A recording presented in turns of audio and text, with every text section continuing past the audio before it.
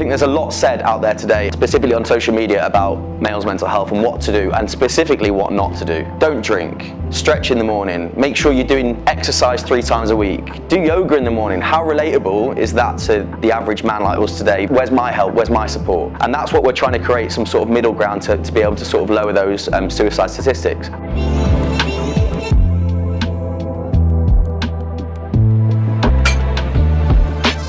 Hi, my name's Luke. I am the founder of 2 Pints Deep, the community and an anonymous messaging platform for men to start their conversation about how they feel. It seems a lot more daunting for men to start conversations if they don't have the right network in place. So we want to sort of be that platform that you can message in and write down about how you feel, and there's someone there to answer you that gets it. We're down here at the Daisy today holding an open discussion about men's mental health. My mental health journey and the reason behind me starting 2 Pints Deep began 3 and a bit years ago. It was a time in my life where everything was really, really good. I was living and working, playing football over in Australia, and then suddenly I got a text that my mum had not long to live. So I had to come back to the UK. I got a week with my mum and sadly she passed away.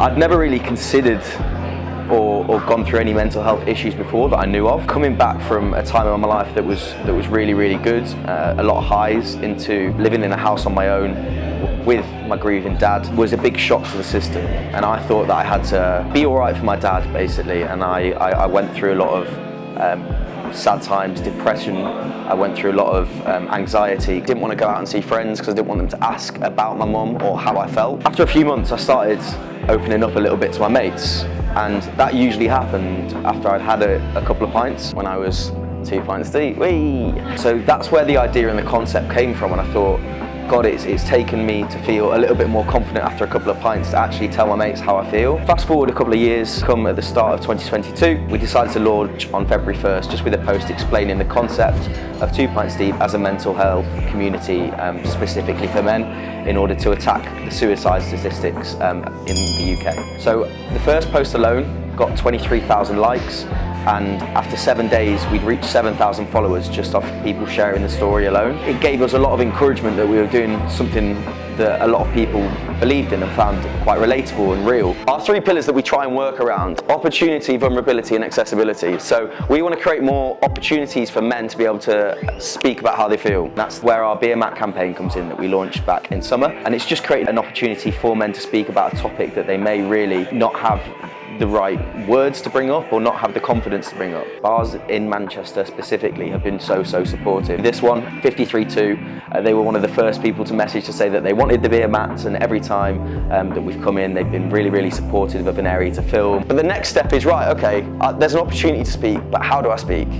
How do I be vulnerable? How do I have confidence in being vulnerable? And that's where community comes in, and that's where knowing that your mates are doing it and having a responsibility and vulnerability as yourself to speaking up is so important. Open questions. Try to avoid answers that could be yes, no, and just say, tell me more about that. So realistically, for example, if someone said, I'm feeling low, if we would say, are you feeling depressed? They may go no or yes, because they don't actually know the definition of depressed, or they don't want to get they don't want to give away the fact that they are feeling very low.